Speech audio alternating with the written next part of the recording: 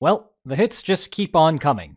Donald Trump left an otherwise serene-looking G7 summit in Canada a day early, apparently headed straight for the Situation Room. Meanwhile, the USS Nimitz and its strike group received orders to depart from the Western Pacific and head immediately to the Persian Gulf. Meanwhile, again, perhaps you heard that Israel is in the middle of a massive aerial war against Iran. If you will allow me to do some basic military addition, it certainly seems as if the United States is preparing to intervene in the conflict.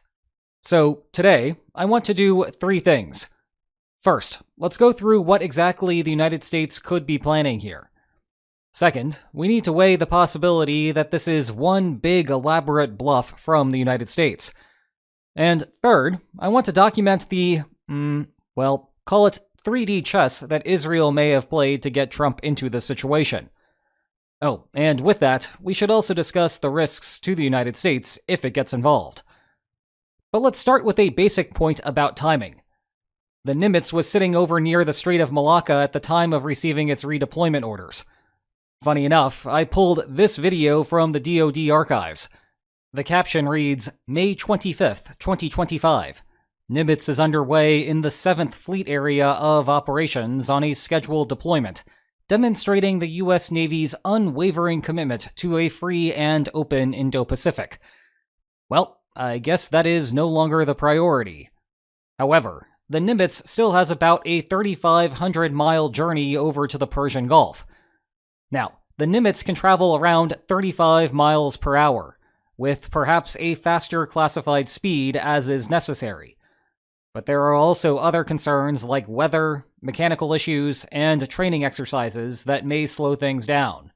Putting everything together, even with its extremely powerful nuclear engines, that would mean the Nimitz will not arrive in the Persian Gulf until this weekend.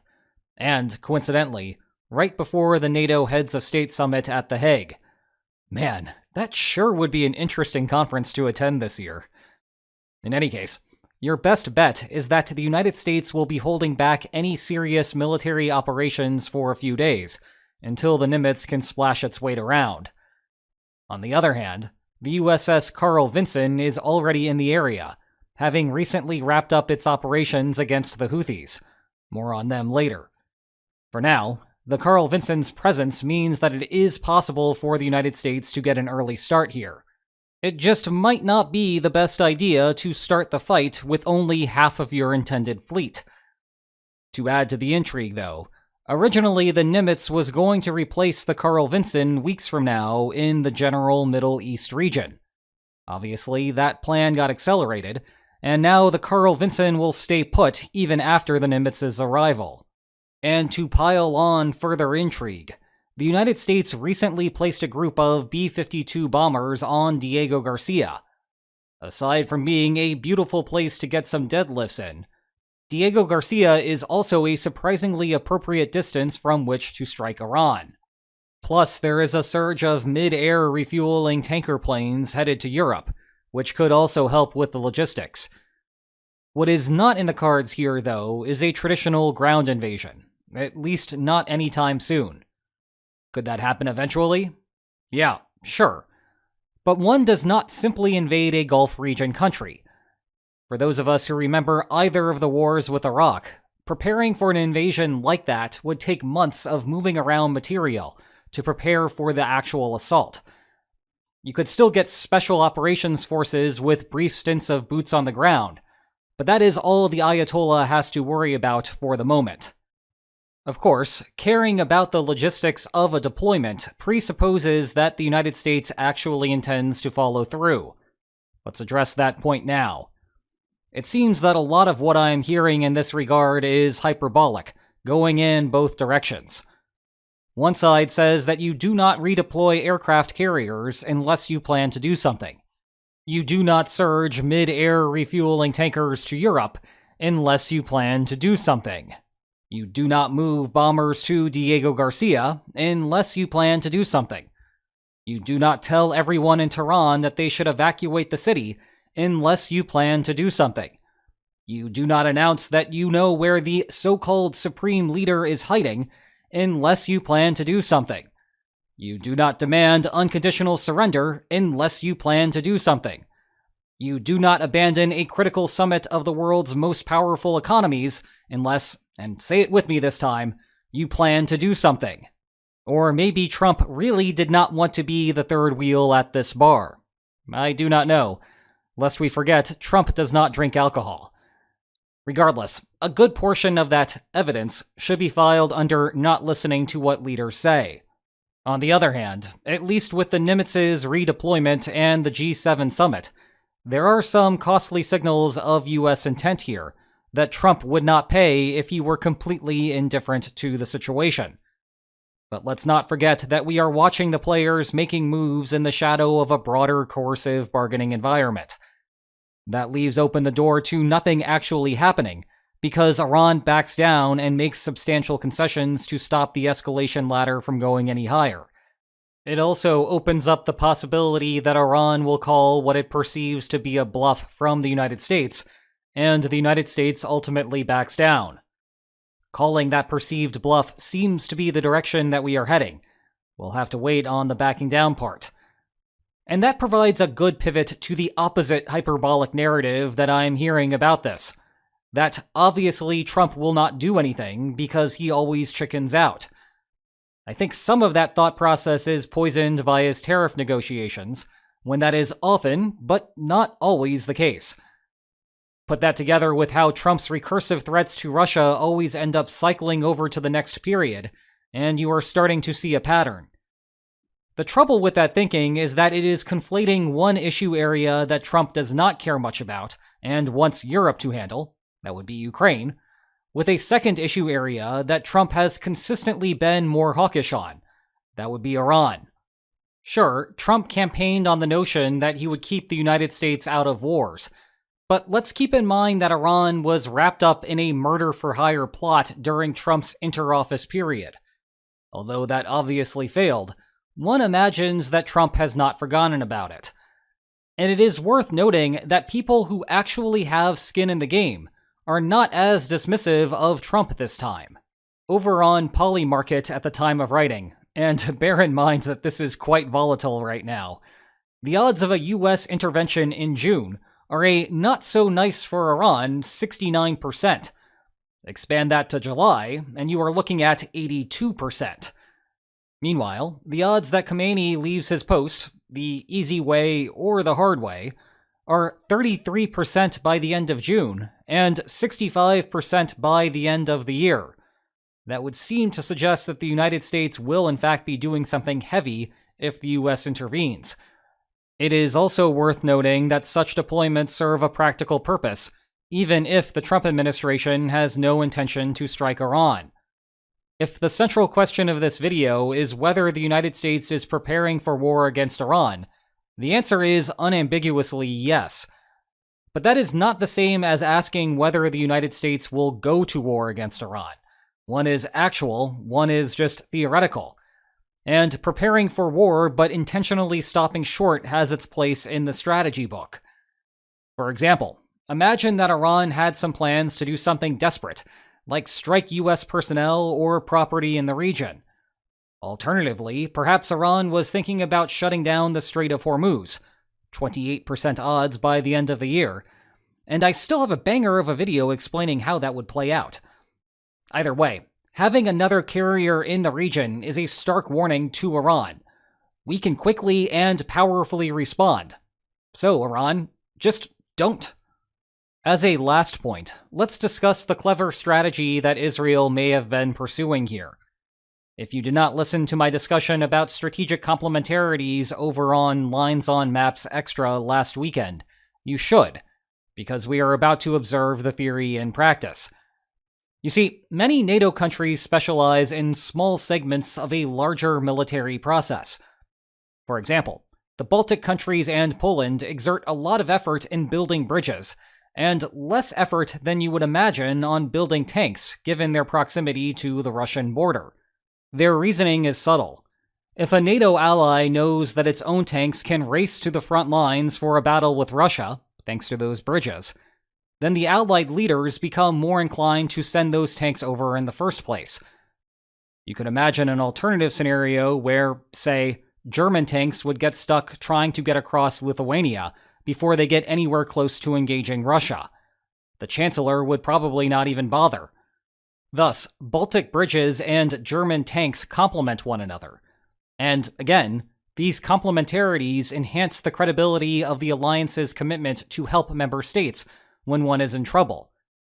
Thinking about this in terms of lines, what determines whether a patron wants to intervene in a war is how much bang it gets for its buck. Here, the difference between the expected outcome with an intervention versus without. When the difference is small, it is hard for the benefit to exceed the costs. But when the difference is large, it is easy. Well, it seems that Israel has been playing this game on an ad hoc basis with its aerial strikes against Iran. Israel bore most of the risk in the war by initiating the aerial assault, disabling the vast majority of Iran's air defenses, and dealing a substantial blow to Iran's above-ground nuclear installations. What Israel cannot do on its own, however, is execute a clean strike against Iran's below-ground nuclear facilities. For example, the Fordo enrichment plant built under this large mountain. In contrast, the United States has the bunker-busting bombs that could. In other words, Israel has made the marginal benefit of a U.S. intervention very large. Just a little bit of effort from the United States might deal a crippling blow to Iran's nuclear program. This is an interesting situation for a coalition partner to be in.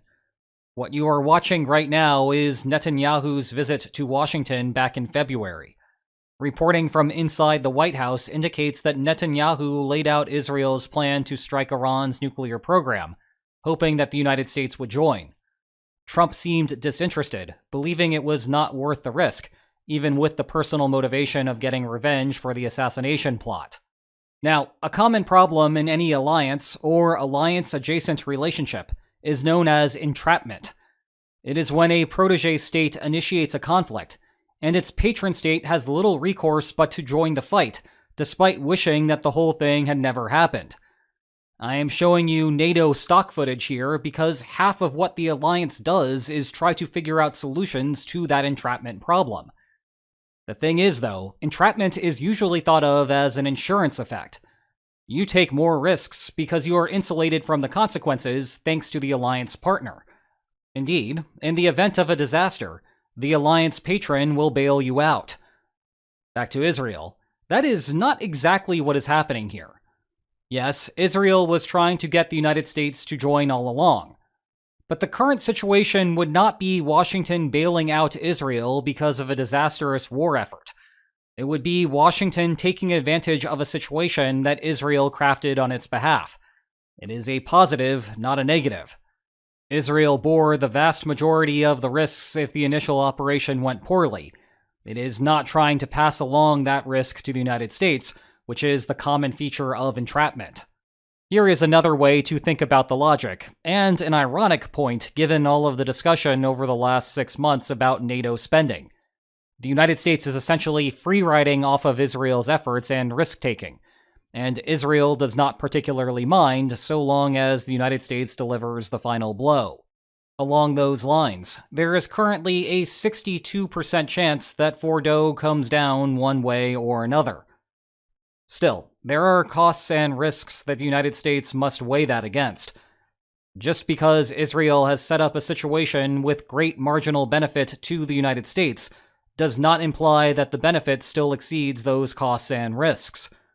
Focusing just on the politics of this as a starting point, for the moment, it is not a popular policy within the United States. YouGov polling conducted after Israel began the aerial war showed just 16% of Americans supporting U.S. involvement, compared to 60% against. Side note, it is even unpopular among Republicans, with still only 24% support there. This may be the ultimate test of how influential Donald Trump's bully pulpit is. Will Republicans suddenly start supporting a war just because Trump said that it is an America First policy?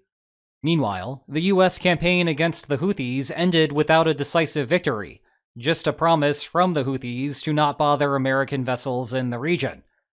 Well, they could go back to targeting all ships there, which would require a much larger US presence to counter. There is also the non-nuclear nuclear option in the aforementioned shutting down of the Strait of Hormuz. Long run, there ought to be concerns about short-range drones Trojan horsed into the United States. Hey, remember when Ukraine did that to Russia 2.5 months ago? What's that? You're telling me it's only been 2.5 weeks? Yikes. Well, if you are watching this from the future, where it actually has been 2.5 months, it is good to know that the world still exists. For us in the meantime, I was working on the danger of shipping containers to the United States before Israel's aerial war began, and I think I will eventually get back to that. Suffice it to say that the risk to the United States is significant, even if it may take Iran a little bit of time to work out the logistics of such an attack. But the Trump administration has a middle ground option. You could give Israel the bunker busters and have a proxy air force execute the mission on behalf of the United States. That way, the United States still holds back some cards, namely a direct intervention, to deter Iran from taking any of those actions, be it shutting down Hormuz, drones, or otherwise. The tricky thing here is that one does not just hand over bunker-busting bombs and expect there to not be interoperability problems. Then again, it is fully possible that such issues were resolved quietly a long time ago, and Israel is fully ready to go. Meanwhile, all that we are seeing from the United States could just be a song and dance to get an American deterrent in the region without raising any further suspicions. It seems like the chaos never ends. Evidently, nor does the need to produce new videos. But please keep posting your questions in the comments below. Eventually, I swear I will answer them over on Lines on Maps Extra. And if you enjoyed today's video, please like, share, and subscribe, and I will see you next time. Take care.